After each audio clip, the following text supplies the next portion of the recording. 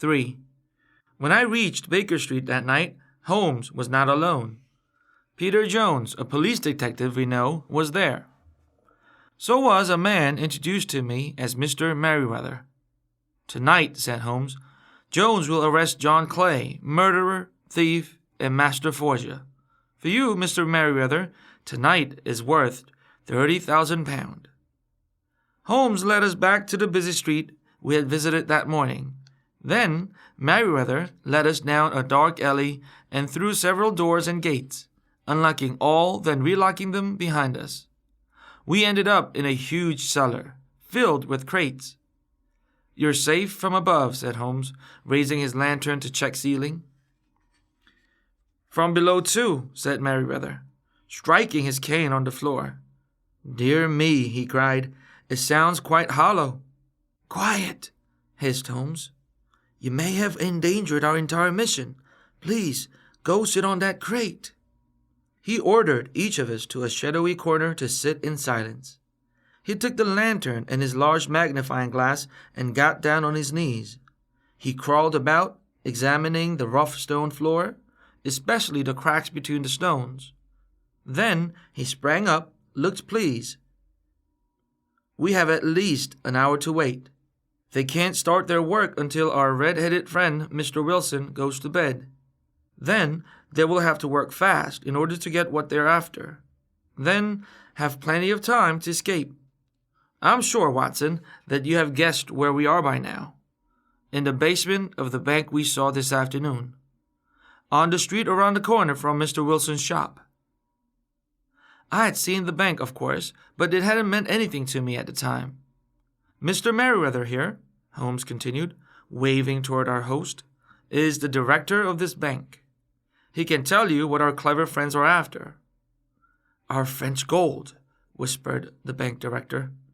"We had to borrow 30,000 French gold Napoleons a few months ago, but never unpacked them.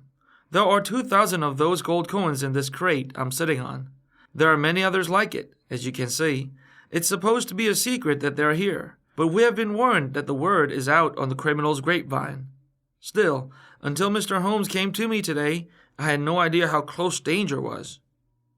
For a while, Holmes let us talk in whispers, but then he ordered complete stillness and silence. He darkened the lantern. He also had me take out my army pistol and have it ready.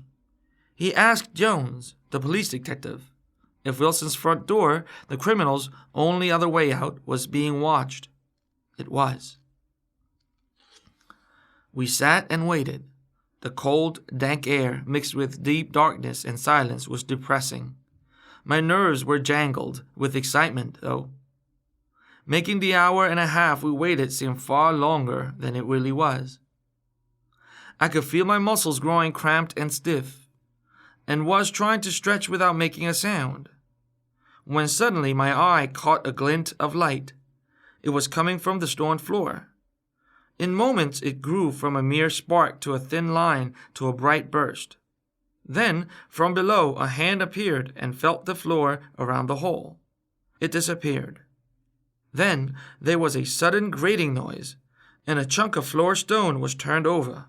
Lantern light spilled into the basement's shadows as a head rose from out of the hole in the floor. A clear-cut, boyish-looking face squinted into the shadows, but didn't see us. It was the fellow Holmes had asked directions of on our walk earlier that day. He pulled himself up through the hole, then turned to whisper, "All clear, Archie." Up popped another head, one with a shock of bright red hair. "Let's get to work before." Just then, Holmes came flying out from his hiding place. "Great Scott, run for it, Archie!" yelled the first man, as Holmes grabbed his collar. Jones made a grab for Archie, but all he got was a fistful of cloth as the would-be thief's shirt ripped apart in his hands. The man in Holmes's grip tried to pull out a gun, but Holmes was too fast for him. He slashed his cane down on the villain's hand, and the man's gun flew away. "It's no use, John Clay," Holmes told him mildly. "You are caught at last." "So I see," said the other man, cool as could be. "But you have lost my friend." No, said Holmes. He'll be met at the door by 3 policemen. Indeed, said John Clay. You have done very well, sir. So have you, said Holmes. Your red-headed league idea was quite brilliant. Jones stepped forward and clapped handcuffs onto Clay's wrist. Clay glared and straightened his back indignantly. I beg you not to touch me with your filthy hands, he told Jones. And if you must address me, always say, sir, and please. I have royal blood in my veins. John snickered, then told his prisoner, All right, sir, would you please, sir, march upstairs to the cab that will carry your highness to the police station. That's better, sniffed Clay. He made a sweeping bow to Holmes, Merriweather, and me, then stalked off with the police detective. Mr. Holmes, I don't know how I can ever thank or repay you, said Merriweather, shaking my friend's hand. I have come across John Clay's wicked trail before, said Holmes.